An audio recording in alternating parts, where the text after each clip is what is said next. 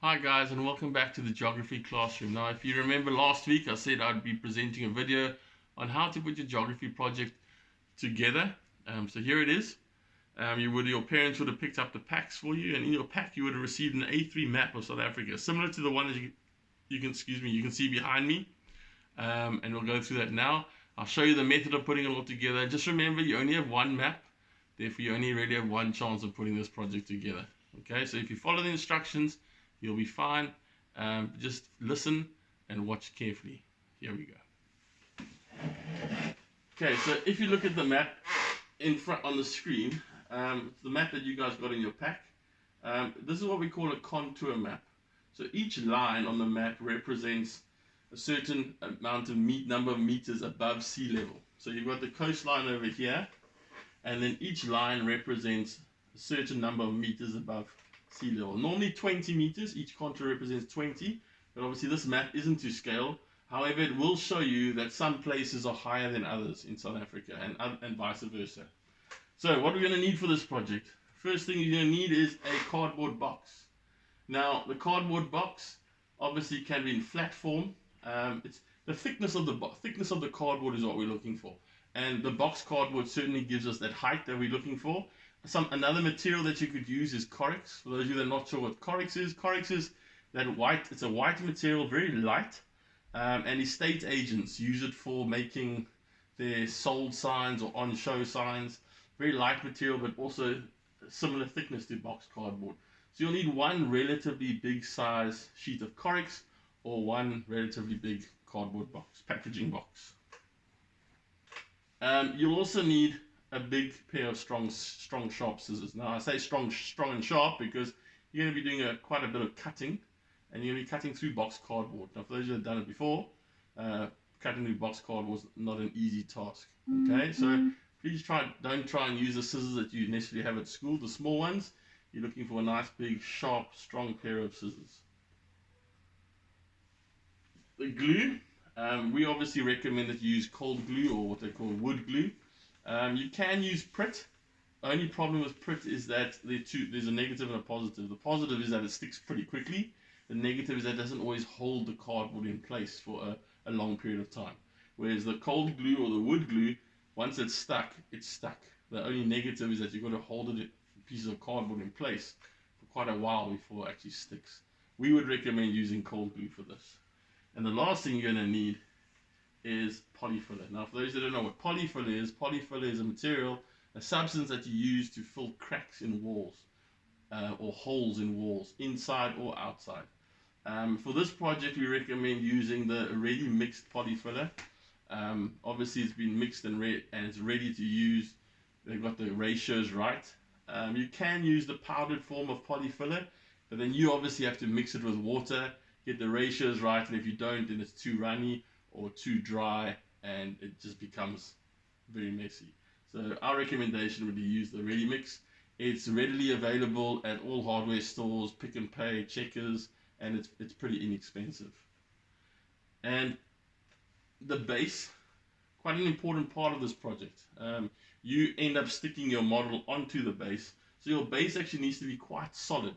Again, through experience, we found that pieces of hardboard like the ones on the screen are best. And they don't have to be massive pieces. You're looking for an A3 size piece or size of a beer box, or if you're looking for specific measurements, you're looking for 42 centimeters by 30 centimeters. And if A3 size is basically two A4 sheets of paper joined together, or any other suitable material. Perhaps you have a scrap piece of wood lying at home. Perhaps you got another type of material. The important part though is that it's stiff and rigid, and that it needs to support your project. If it bends, if the base bends, your project starts to peel off, and ideally you don't want that. Then this is obviously the map. Now I put the map up here again. It's this slide that you need to come back to during your building process. Okay, and like I said to you right at the beginning, you only get one map. Okay, you will end up cutting it up. So by the time you finish this project, your map will be in pieces, but it's how you cut it up that's important. So if you follow the instructions, you won't go wrong. Okay, but again, it's important that when you're placing your pieces together and you're building your model, always come back to this slide and see, have you positioned it correctly. One thing I just want to bring to your attention is how people stick South Africa down, the model down onto the hardboard is important. Okay, a lot of people, South Africa is not tilted to the side like that. Even this picture here is slightly off center. Okay, now a good way of checking if you position South Africa correctly is this part of the border here in the Northern Cape is dead straight. Okay, and it needs to be vertical. So if that's vertical, then you know you've positioned South Africa correctly. So that's your guide to see, have you positioned South Africa correctly. Okay, so I've got my map here. The first thing I did was I cut around the border, the page border, not the border of the country. And so what I'm going to do now is I'm going to cut around the border of our country. Okay, so I'm going to start cutting, and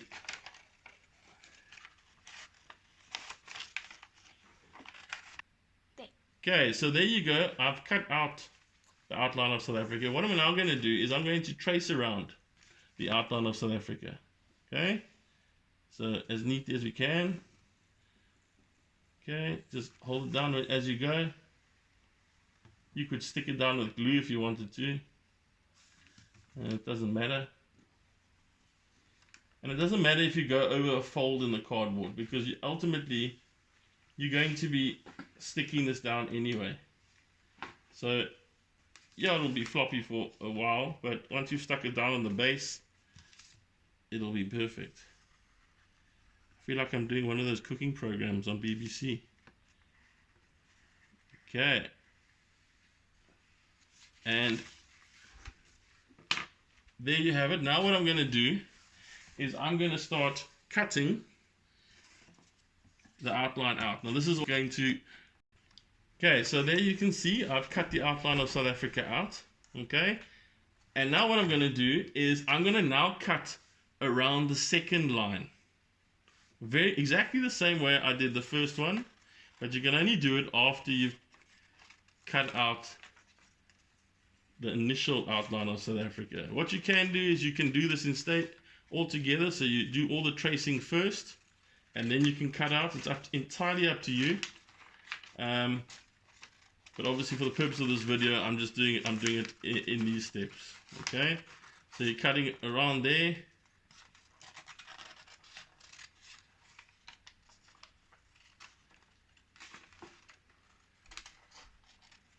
Now I've cut out the second piece, so obviously I traced around the second piece there. I then cut it out, and what I'll start to do is start to place it on top of the other piece. Okay, now again, this is when you need to go back to the slide to check the map, to check that your positioning is correct. Okay.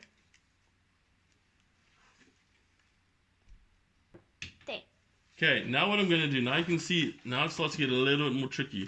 If I follow the third line, I cut it along the third line, I'm only cutting out part of it, and you'll see what I mean by that now. So you cut, okay, very roughly, try to follow the lines, and now you're going to find two parts that are going to be at the same level, but that's okay. You just draw around them. So now what you're going to do is you're going to find another piece of cardboard, and you're going to trace around this piece and then cut that piece out. Then you're going to have this little piece left over too. So you'll cut this piece out here as well, and you just keep working your way through all the different pieces until you've cut them all out. Now, as you can see, I've cut all the pieces out. I haven't stuck them all together, but I've placed them in position, ready for me to glue. Now, obviously, you've got two choices. Either you can glue them as you cut them out, or you can cut them all out and then start to glue it. But whatever you do, please always go back to that slide with a map on it to check your positioning, okay? And as I said to you before, your placement of South Africa, positioning of South Africa is very important. That boundary there needs to be vertical with the top of the base. Okay, so hopefully that helped you with the building stages. Work your way through it, work carefully, and just follow the instructions and see how you go. Now, if we go to the next slide, you can see the finished article, well, half finished. All the pieces of cardboard have been stuck together. What I do want to show you here is the positioning of South Africa. Remember I said to you the positioning was key. Have a look. The border of South Africa, that border there, is vertical. Okay? You also start to get an idea of all the layers. And that's the base from which you're going to work. Now that will get stuck onto your wooden base. And after that, you then put polyfiller, you smear polyfiller over that, but only once the glue is dry, like you're icing a cake. Okay, now the key with the polyfiller is the following. You want to avoid seeing any cardboard ridges. You basically want to get the slopes of the mountain being gradual slopes.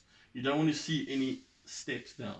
Okay, so it'll create a nice free flow to the landscape.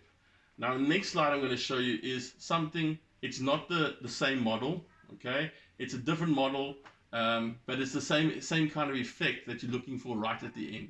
Okay, so if you have a look there, obviously it's a massive model, totally different landscape. But this is the kind of thing that you're going to get at the end of it.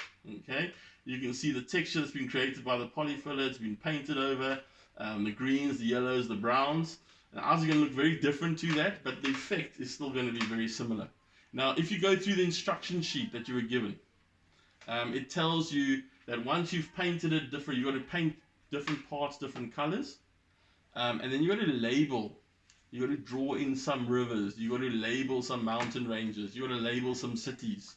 Now you can print those labels on computer, nice and small, or you can write them neatly and stick them onto your project. Again, my suggestion would be to use a blue Koki for the rivers. Sometimes the blue shows up as black, so sometimes you get away with a black fine liner. But whatever you do, just do it neatly and finish it off. You don't want to get to that point and then suddenly you wreck the whole thing with untidy labels, incorrect labeling. So have a look at previous maps, those maps that you got on the rivers of South Africa, the mountains of South Africa. Have a look at how the shape of the rivers, have a look at which mountain ranges you need to label, and then this project is only due for the day you come back from lockdown. Okay, so we are currently waiting for the Minister of Education to give us a date, so I cannot give you a date. It looks like it's going to be sometime at the end of June. But I'll send out an actual date for when this project's due. But the day it's due is for the day you come back from lockdown. So guys, good luck. Enjoy it. I hope you learned something from this project. Your parents are more than welcome to help you. Obviously, please don't let them do the whole thing. The idea is for you to sit, perhaps as a family, and get stuck into it. And obviously for you to learn as you go. I don't have an issue if parents help with the cutting out. It's quite a hard task, but please, it's not for your parents to do the entire project. Okay, we'll see you. I look forward to seeing these models when you return from lockdown. If you want to send pictures to your teachers, email them. That would be great to see how you're progressing and what your models look like. But we'll actually see the models in person when you get back from lockdown. Good luck, work hard, and stay safe.